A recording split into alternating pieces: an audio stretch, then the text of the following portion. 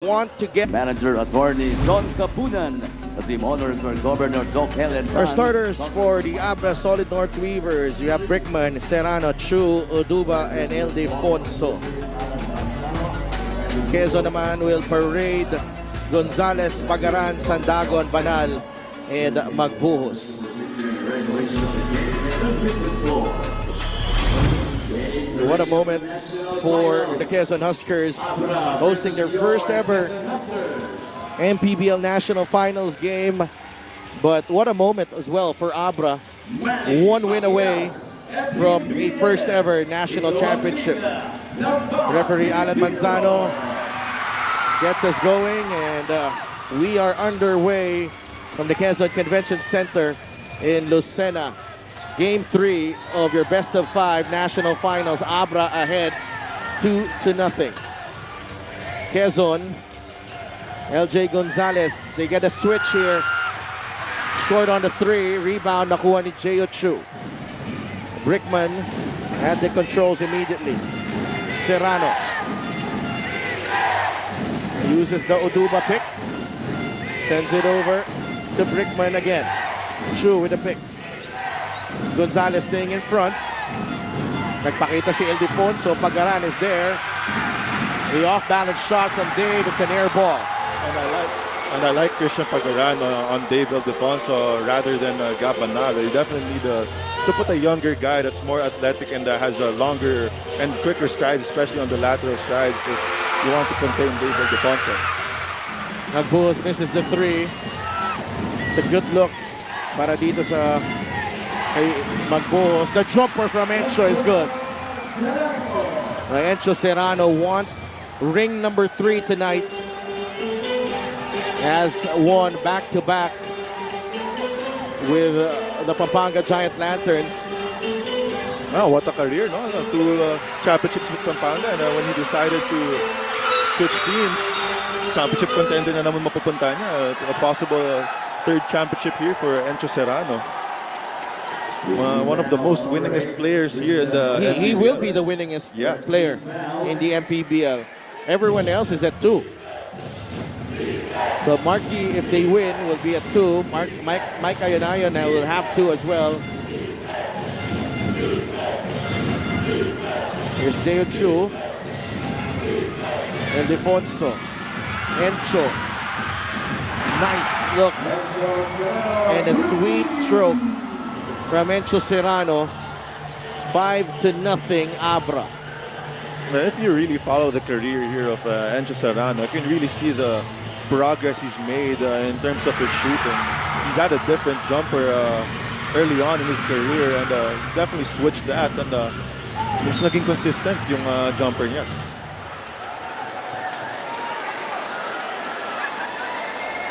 A little flat here on the start para dito sa Quezon. Encho Serrano stepping into this 3-pointer. Set up by Dave El Defonso. El Defonso at the line. And the MVP hears it from the crowd. Pinalakpakan siya kanina pero hindi na ngayon. Ang ganda naman kasi talaga ng moment na yun para kaya Dave syempre and his family. And you can't hate on it. Pero pagkatapos ng syempre wala na ulit kaibigan-kaibigan. Oh, no, right. 1 of 2 for Dave El Defonso. 6-0 ABRA.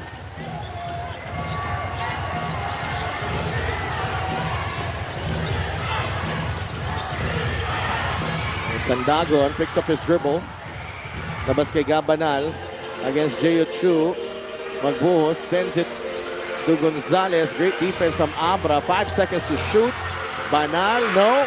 Pagaran flying high for the rebound. Got hit there, no call. Back the other way for ABRA. Brickman, who now has a moniker here in the MPBL, coined by Richard Campos, floor magician. Ang tawag kay Brickman. Gonzalez with a tap. LJ leaves it to Simon Sandagon. First basket for Quezon.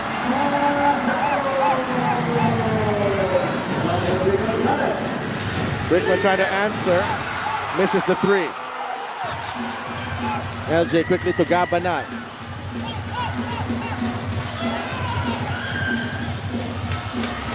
Magbuhos. There's a help from Encho. A good tap. Dave Ildefonso also did a great job there, denying that high-low play with Vince Magbuhos and Simon Sandagon. Serrano, labas kay Brickman. Brickman. Baseline jumper is money para kay Jason Brickman. Wow, he's just such a good player, Sadaf. He's very composed. You see that off that pick and roll situation, very composed player. Too good partner. Yeah, he's just too good at that point guard spot. I have seen a lot of Jason Brickman games. Magbuhos for three.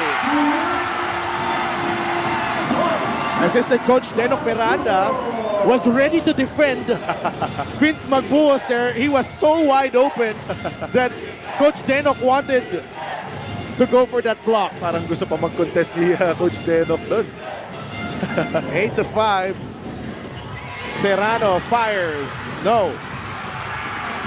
3 misses from beyond the arc for Quezon. LJ sends it to Sandagon. Magbuhos again. Hits the side of the board. The scramble picked up by Serrano. 5.5 minutes remaining in the first period. Brickman.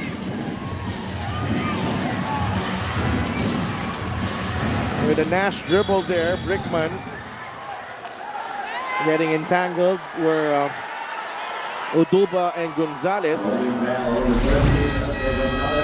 This is the three-point shot brought to you by Extreme One-Stop Shop Appliances. Yeah, early on, LJ Gonzalez is looking for his teammates already. Has 2 assists, one to Simon Sandagon off that roll, and another in the corner to Vince Magbuhos. So early on, LJ Gonzalez really looking to get his teammates involved in that scoring department.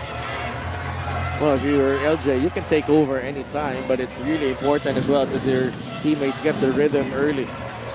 Hierro, pinasok na dito. Ildefonso will drive. Kulang sa Pectus. Oduba is blocked by Gabaini. Topsy leading the break. Hierro has it. Gabaini against Jeo Chu. Otep. Banging bodies with Jeo. Blocked by Jeo. Ildefonso against Hierro. Poked away. I thought it was... We got a lot of the ball there. Yeah. I really felt we got a lot of the ball. Look at this defensive stand by Jeo Chu on Otep Gabaini. Yeah, it's just the height and the length of Jeo Chu there. I thought Joseph Gabaini was doing a great job backing down Jeo Chu, but at the end, the length of Jeo Chu prevailing, getting that stop on Otep Gabaini. Now David Ildefonso, couple of points so far coming from the free throw line. I'd like to thank LGR, the official outfitter of the MPBL. Shout out to LGR, Ryan Cruz, of course. And 2 for 2 si David Ildefonso, 10-5. Namang ang ABRA. 4:45 left here in the first period. Gabaini, Hierro, Gonzalez, Brickman on the chase. LJ backs it in. Plus the foul. Hindi ko narinig ang pito sa ingay ng tao dito. Same. I thought it was a non-call there, Sadaf.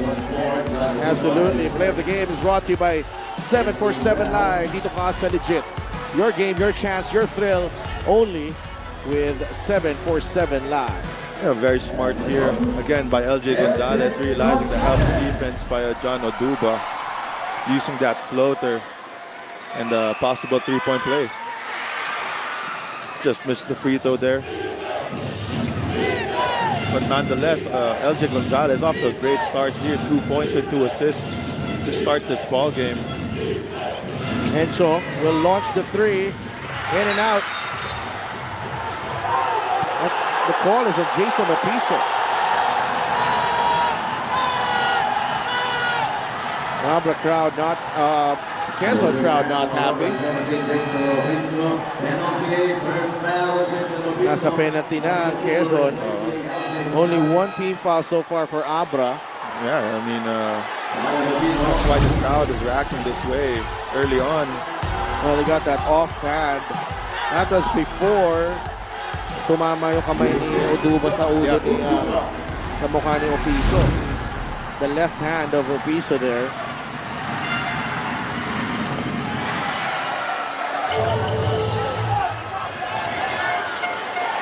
ABRA owner Kwong JB Bernos.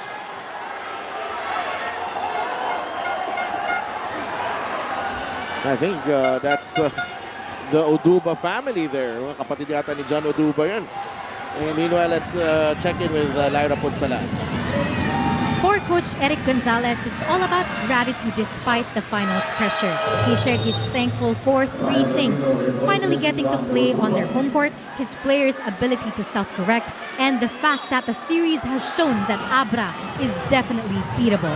We were humbled in those two games, he shared. All we really need now is a breakthrough game.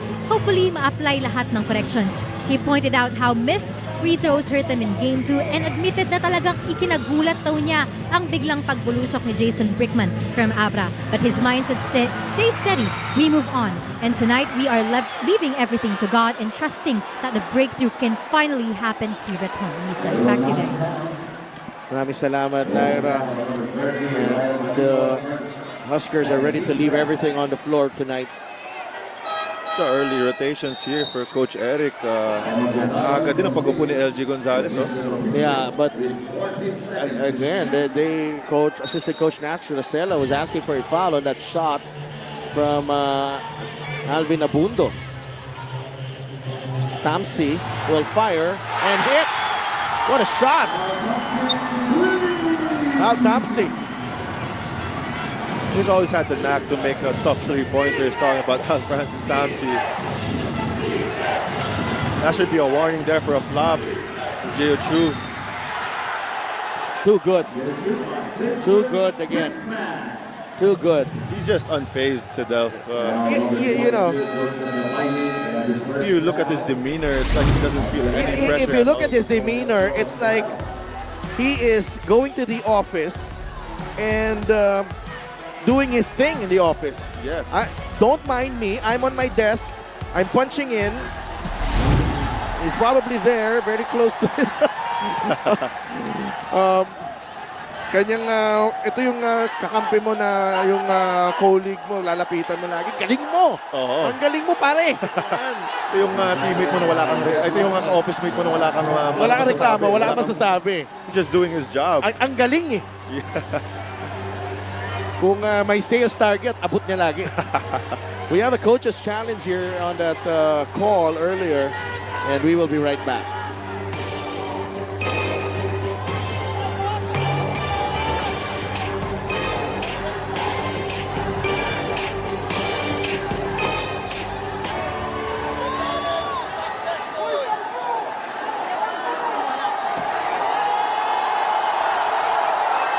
Upon review, the challenge was successful. It's a successful challenge for Coach Eric. So there was no foul there. Although there was some contact after the layup.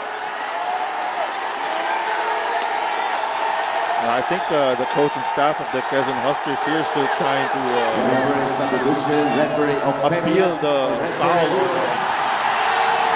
Abundo there on his jump shot attempt. A non-call, in their opinion. We have a referee substitution as well. Referee Joby Tokfemio, one of our senior referees, has come in for referee Bubos. Referee Manansala and referee Manzano ang kasama na ngayon. 14-10. 3.5 minutes remaining here in the first period of game number 3.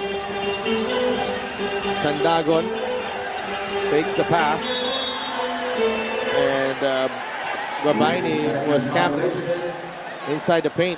Hindi na dumating yung bola, hindi rin siya lumabas, kaya napituan siya. Na 3-second violation. Great defense there from Ryan Batino. Here's Brickman. Now with Ildefonso. Raven Gonzalez, the rookie of the year, is in the game. The off-balance shot from Dave. It's short. Rebound ni Tamsi. Dave's been loving that 1 foot like a jumper. Nabundo. Sandagon has it. Batino. Yes, Gabaini. He can pivot inside, and Sandagon puts it in. Gabaini was patient. He was patient and waited for the dive from Slamdagon. This is the assist of the game, powered by 747 Live. Dito ka sa legit. Now, I think this is the strength too of the Quezon Huskers. They really got big men out here that have very high IQ and good passers. And Joseph Gabaini is another example of it. Gabanal as well. Big-to-big connection, so definitely a huge advantage here for the Quezon Huskers. Well, Raven Gonzalez was compensating a bit to help.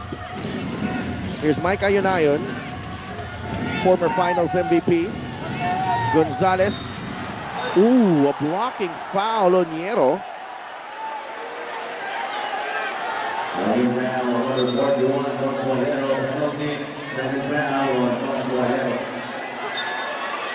That's number 2 on Niero. Marvin Taiwan and CJ Austria are in the game para kay David Defonso and Jason Brickman.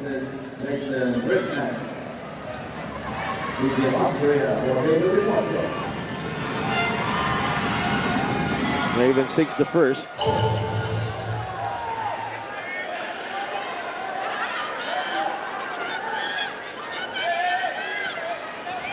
(15-12), 2:45 remaining, 2:44 remaining. First period ng Game 3. Solid North Weavers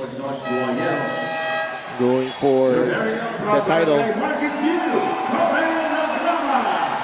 Always a treat for the Quezon fans every time the pride of Barangay Market View is inserted into the game. Topeng Lagrama stands around 5'5" if you're generous. Probably 5'4" if you're not.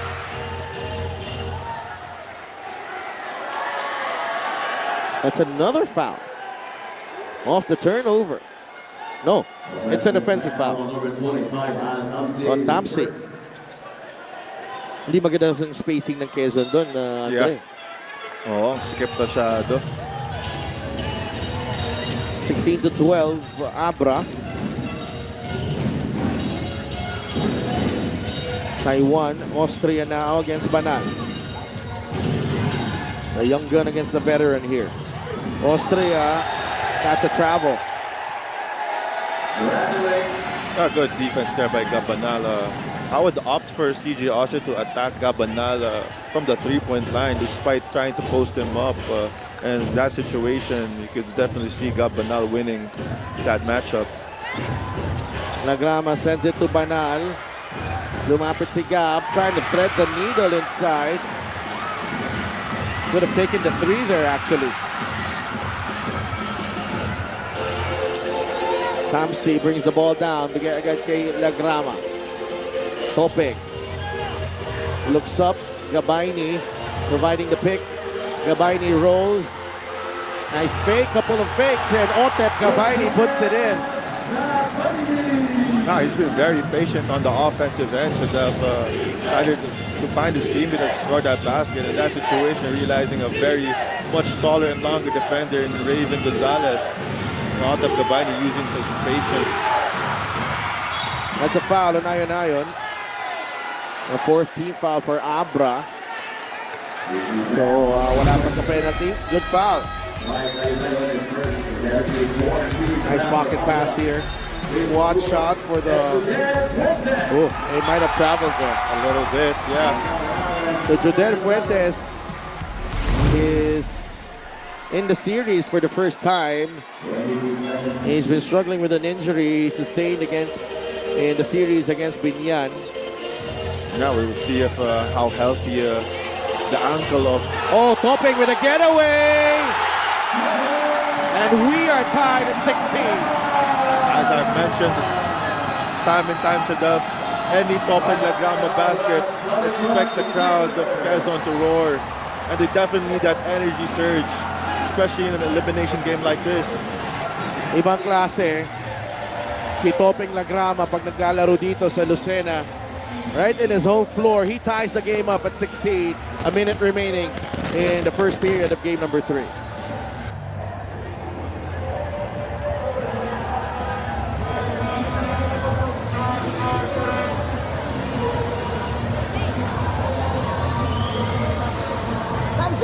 Back in Quezon, one of the biggest developments of this series, which no Abreño X2 for the ABRA coaches. This series is proof not just na hindi lang unbelievable ang talent dito sa ligang ito, but this league has acquired also a chess match how respected coaches are accepting our vision, and that is to showcase great entertainment para sa ating mga kaliga. Silaf Andre.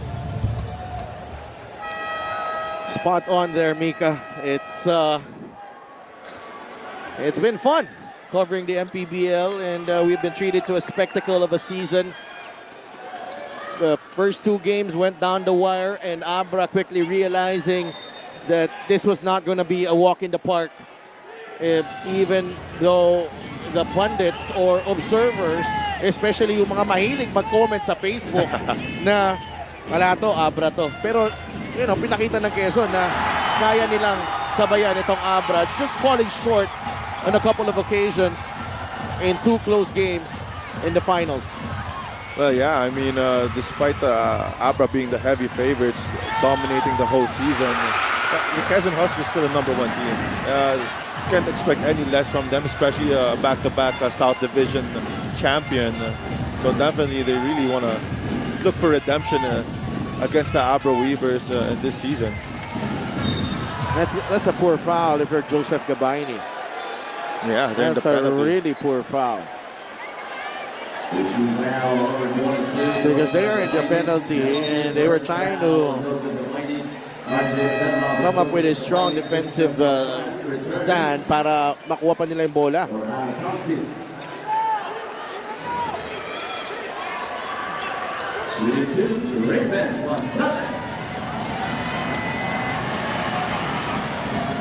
Yeah, I mean, obviously a bad foul, especially ending the quarter. And also, the person you're fouling, Raven Gonzalez, is a very capable free throw shooter for a big man. And as I say that, he misses that second free throw. 1-point lead para dito sa ABRA. Quezon with a chance to take the lead to close out the first quarter. Judel sends it to Topeng. Topeng is blocked by Raven Gonzalez. Here comes ABRA. Ayon waits. Gets it to Taiwan. 5 seconds. 3 seconds. Marwin will fire. No.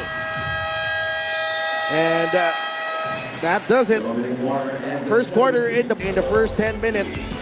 It's another tight one, but Encho Serrano, you saw a good sign there. 5 early points para kay Encho Serrano, but the Quezon Huskers doing it collectively again as they fought their way back to trim the deficit to only 1 at the end of the first period. Yeah, I mean, it's no different from game 1 and game 2 again. End of the first quarter here, another close game. So we'll see what happens the second and the third quarter, but as of now, it's a 1-point lead for ABRA Weavers.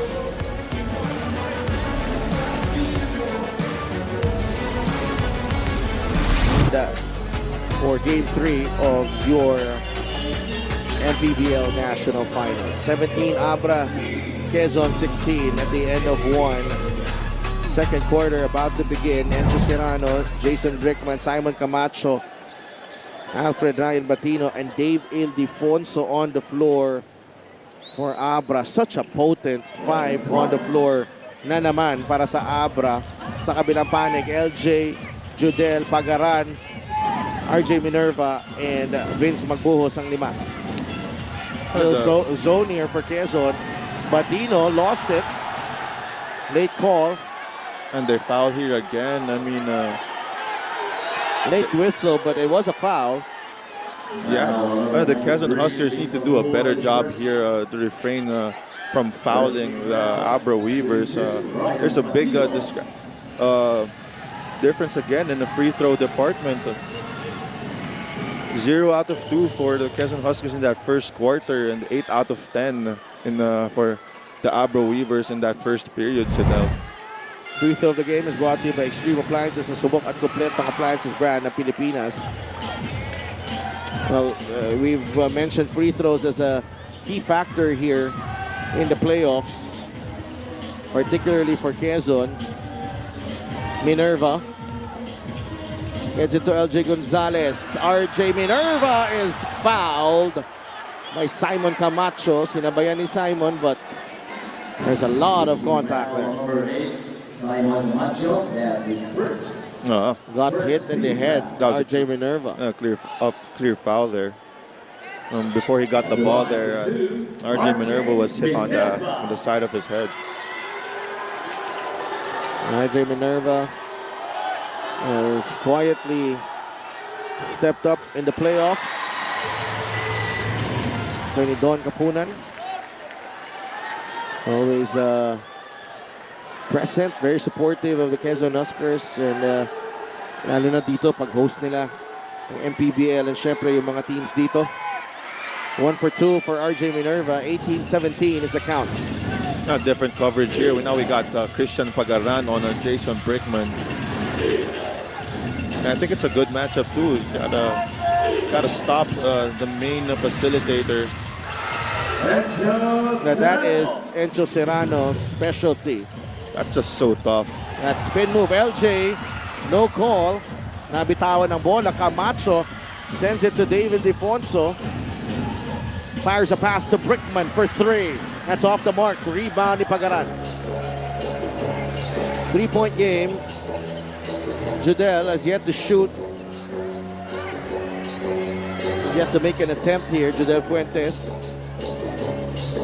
Magbuhos now with LJ Gonzalez. There's a switch here. Good find. Pagaran, corner 3, no. And Batino saves the basketball.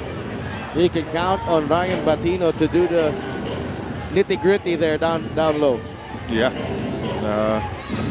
Batino is definitely one of the most reliable veterans that the ABRA Weavers have. An all-star last season as well. 20-17 after that miss from Dave. Libre si Magbuhos all day to shoot. Atake si Vince. Had a shot, turned over. Quezon. He should have shot that basketball there. He was open for a good minute. Serrano wants to go at Fuentes. There's a clear out, but he swings it over to Ildefonso. Dave goes downhill, short on the layup. That's a foul of Camacho. Good call here by the referees. This is the Gixxer great move of the game. Born for greatness. The in and out dribble, the power dribble, and the spin, and the bucket para dito kay Encho Serrano. You just gotta love his offensive game. And one thing that I would note with this shooting form sa Delphis, mapapansin mo sa 3-point line, parang set shot yung tira ni Encho. It doesn't use his legs that much. A lot of upper body and getting that shot up. But when it comes to the mid-range, makikita mo na lumalabas din talaga yung pagkataas ng talon nito ni Encho, using a lot more legs. LJ is blocked. Pagaran was blocked. They turn the ball over. Ildefonso. Wow. Almost nakahiga na. It's turnovers that have been hurting the Huskers here in this ball game. The turnover story. Yeah, 8. 8 turnovers. Returns for RJ Minerva. And line for 2, Dave Ildefonso.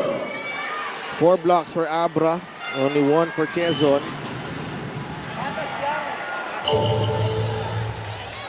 Ildefonso hits the first.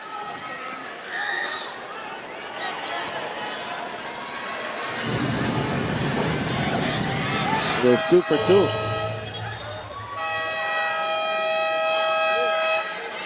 The Huskers down by 5 here against the solid North Weavers with 7 minutes and 22 seconds remaining in the half. ABRA 22, QUEZON 17. We will be right back. Andre, even though he finished in double figures, so Encho Serrano needs a really strong performance here in Game 3 of the finals. He has 7 points so far. And a good ploy here by Coach Yong to get him going. Parang hinanap talaga si Encho itong mga simula, early part of our game. I mean, that's a sign of a good organization and good coaching staff. You have a star player that's been struggling so far in the series, and pinabawi talaga siya. Early on, they gave him a lot of shots, a lot of looks, and sinuklean naman ni Encho. 7 points early in this ball game here, and shooting way better than his previous 2 games, Adolf. No, QUEZON shooting 36%, ABRA 29. Yeah. Here's LJ. We're asking for a traveling call here. 5 seconds. LJ steps back. 3, no. Agawan sa rebound, picked up by Ildefonso. Serrano 3 of 5 so far in the ball game. Here's Brickman. Hinihingi ni Encho ang bola against LJ Gonzalez. Spin move again. Encho. A one-hander doesn't work. Oduba is whistled for the foul.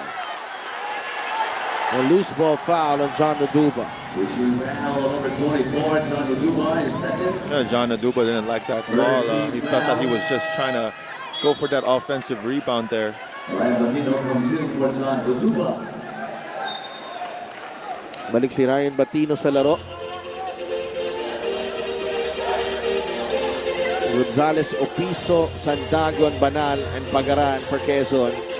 Brickman, Ildefonso, Gonzalez, Batino, and Serrano for ABRA. LJ all the way to the cup.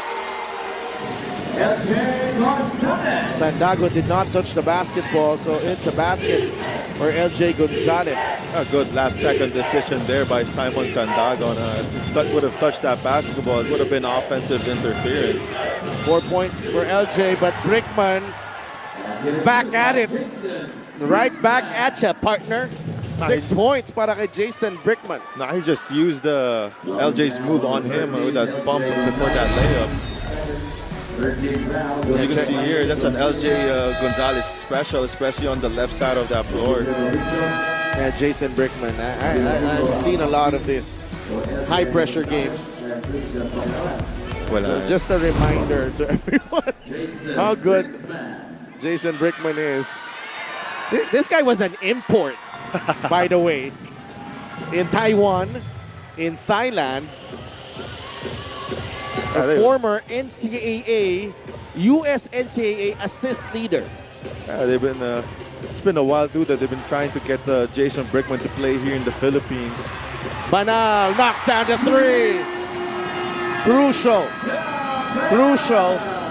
para dito sa Quezon Huskers that they are finding their mark from beyond the arc.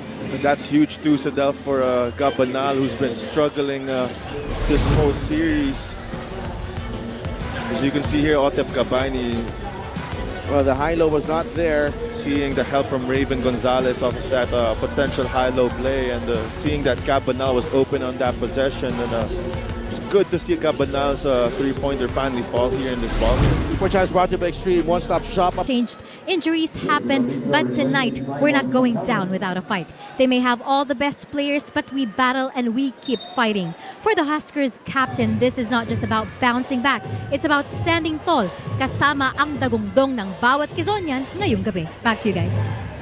Thank you so much, Lyra. Just emphasizing the importance of the crowd support here. But what a play out of the timeout. David Ildefonso sneaking his way inside the paint for that finger roll. 27-22, ABRA up by 5. Opiso will fire. Short stab doesn't go. The tap ends up with Opiso. Banal will fire. Mintes. Rebound, Encho Serrano. Still a good shot there for Gabanal, who just made his last three-pointer before that attempt. You gotta love that confidence too. Serrano goes to Batino. Jumper won't go. Rebound, Banal.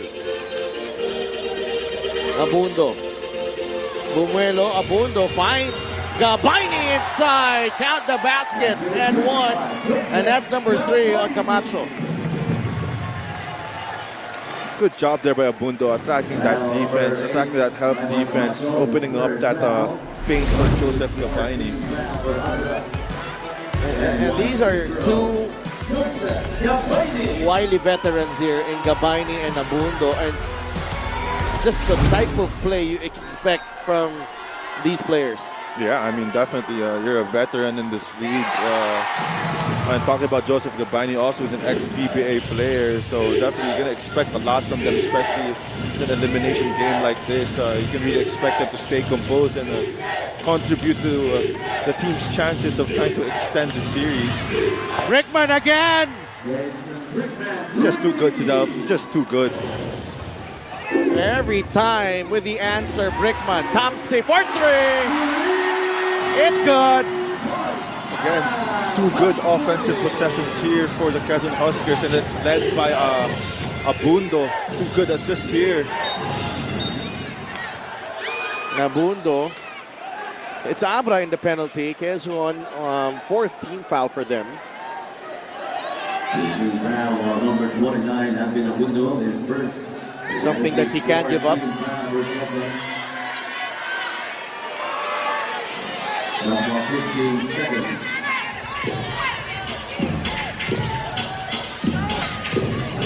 Batino against Gabaini. 10 seconds in the shot clock. Batino. For a way through. Batino, no. Ball is loose, picked up by Opiso. Good one-on-one defense there by Otep Gabaini. Standing his ground. Banal finds Otep. He has to shoot. He has to shoot that. Yeah, and he's very capable. He's a very capable mid-range shooter. There was a shot there. Added the separation that he needed. But turnovers have been a problem for QUEZON here in Game 3. That is turnover number 9. Only 4 for ABRA. It's a close game again. Gabaini picks up the foul from way out. Now, number 22, Joseph Gabaini, penalty, second. You know what happens with those type of fouls, Andre? Hindi lang siya foul na will send Encho to the line. It also stops a bit of momentum from your team. As they were doing well. Encho misses the free throw. Meanwhile, let's bring in Mika. Encho Serrano was feeling under the weather in games 1 and 2. Besides this, he knows it hasn't been great for him in the playoffs, as you were talking about earlier. But remembers bagging the Player of the Game award in Game 3 of Pampanga versus Quezon in last season's national finals. This is his first motivation for tonight. He also remembers missing Game 2 in Dubai dahil nasiko nga siya. Nasiko niya si LJ Gonzalez nung Game 1. Biro nga ng mga Pampanga coaches noon, they were not happy about that, kaya pinag-distribute na lang siya ng tickets sa labas ng Game 2. Second motivation niya yon to win against LJ tonight. As we know, Encho, he will not leave this final series unnoticed. Sidalf, Andre. Absolutely. Encho Serrano, nandun tayo sa Dubai. Andre, yung mga pangyayari na yun. Abundo, the extra pass. Minerva misses. But we gotta go back to that Encho Serrano story in a while. As Ildefonso trying to find his way inside. He loses the ball, but there's a push. There was a push there. Yeah, and that was after the swipe. Ano medyo nagigil sila dun eh. Oo. Yeah, they didn't need to push Dave Ildefonso on that. They already got the swipe. Yeah. A good swipe here by Minerva. Ball is loose. But then there was a push there by Gabanal. No, I'm not sure about that though. I am not sure about that, partner. After the replay, it looked like Dave fell on his own. I think there was a slight push there. But I don't know. It was Medyo may ano dun eh. my onting acting class. Oo. Nonetheless, it worked out. But that's the MVP. You get Who am I to judge the MVP? That's an MVP call right there. Okay. We can call it an MVP call. 32-28. Just some of the benefits of being the most valuable player in our league. Yeah. Simon Santagon for RJ Minerva. Na si Enzo Serrano, yung nag-uusapan natin kanina, he set out this season chasing ring number 3. At andito na siya ngayon eh. Malapit na. Yeah. I mean, Ay, sigurado ka na hindi na papalampasin itong series na to na wala siyang impact. of course. I mean, how many players can actually say that they've been a champion their whole lives? And today, Enzo Serrano has a chance to be a 3-time champion. So definitely, if you have a chance to do that, you... Yan ang mga rebound na gusto na mag-champion. No, Isang kamay. Here's Enzo. Leaves it to Chu. Back shot won't go. Jail. May... And again, rebounding battle and the free throws. Been the difference here in the series. Number 25, Alan Thompson is second. Mr. Magalan for Captain. Rivero from Inayang Iyong, Evan Tablet. Or Abina Mundo. Yeah, the Quezon Huskers definitely need to do a better job refraining from fouling. There's another huge difference in terms of free throw attempts and free throw makes in just the first half here. Already 20 free throw attempts for the ABRA Weavers, making 15. Very high clip. And on the other side, only 5 free throw attempts. 2 out of 5 for the Quezon Huskers. So surprisingly, they're really, it's only 5 points the difference here, Sedelf. But the story of this half so far is the free throws. Wow, plus 15 ng ABRA, plus 16 ng ABRA. The Quezon not fortunate that Jaya Chu missed a couple there. Otherwise, that would have been the biggest lead of the game. Tagle to Opiso, ball knocked away. Enzo Serrano has been active on the defensive end as well.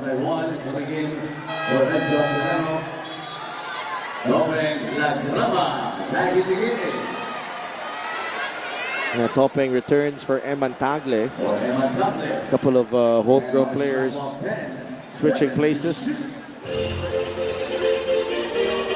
Camacho has to be careful already with 3 fouls here. Also on the penalty.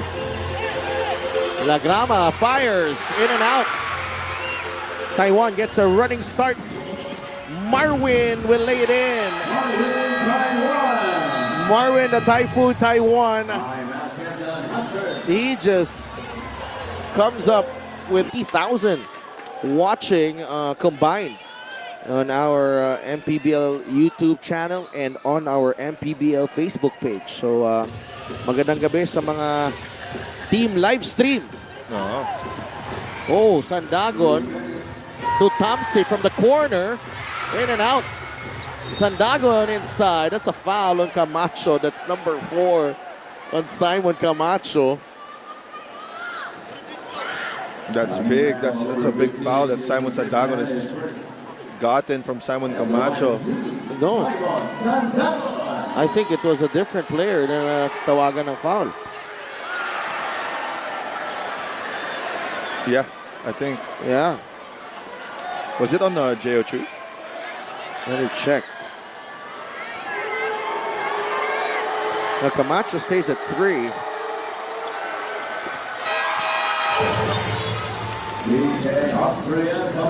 I think that was on Taiwan.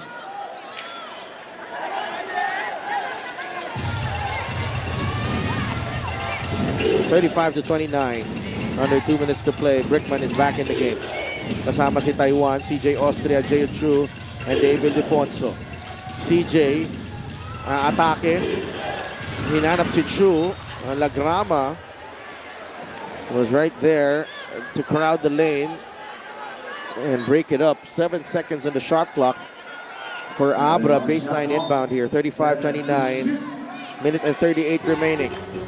Ildefonso. Great fake. Ildefonso blocked by Magos. Chu lost it. Dave is blocked. 2 blocks there. And Ildefonso not giving up. Offensive foul on Dave Ildefonso. Ooh. Despite that, what effort from the MVP here.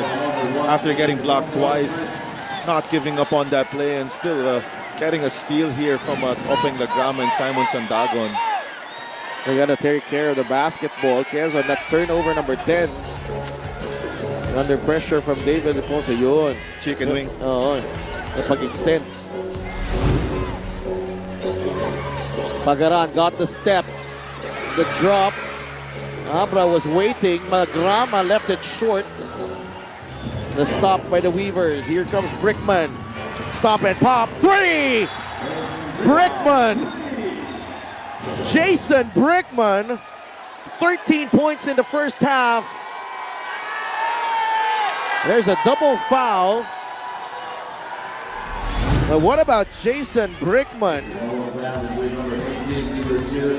The crossover. Gets the separation and on the move. He nails the triple. He just makes basketball look so simple here. So Yeah. Parang simple lang sa kanya eh. Kapag anong binibigay ng The first time I saw Jason Brickman live was in Bangkok. Well, he was playing with Mono Vampire in the ABL. And since then, I have been enamored, captivated, lahat na sa laro niya.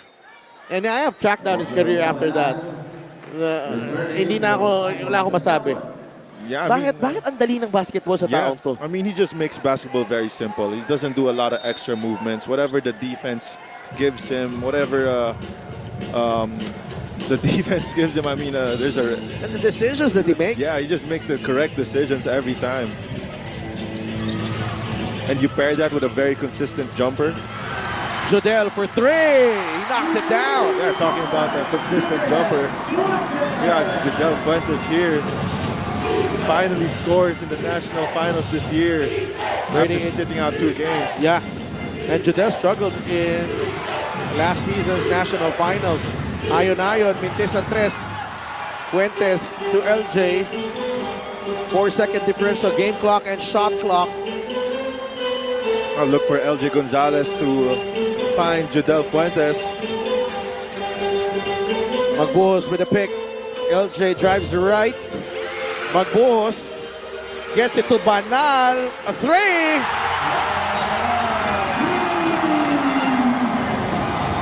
Back-to-back triples for the Huskers. Fuentes and Banal keeping Quezon within striking distance here in the first half. 3.3 seconds remaining. There was a double foul on Pagaran and Ayon. Abra will have the basketball. The length of the court para dito sa Abra, kailangan nilang tahakin dito. Again, what a great 6-0 run to end the half, Sadaf. Just to bring you down to 3 points. Well, that was the biggest lead of the game at 9. What a way to end the half for the Quezon Huskers. Oh, and you know, Jason Brickman's brilliance has been the story of this first half, but Quezon,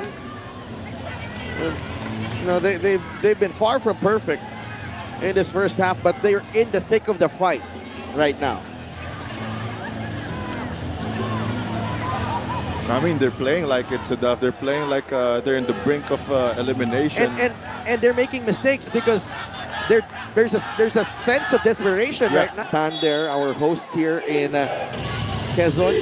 Marwin Taiwan against Eman Tagle. Taiwan on the move, blocked by Tagle. 1.3 seconds remaining.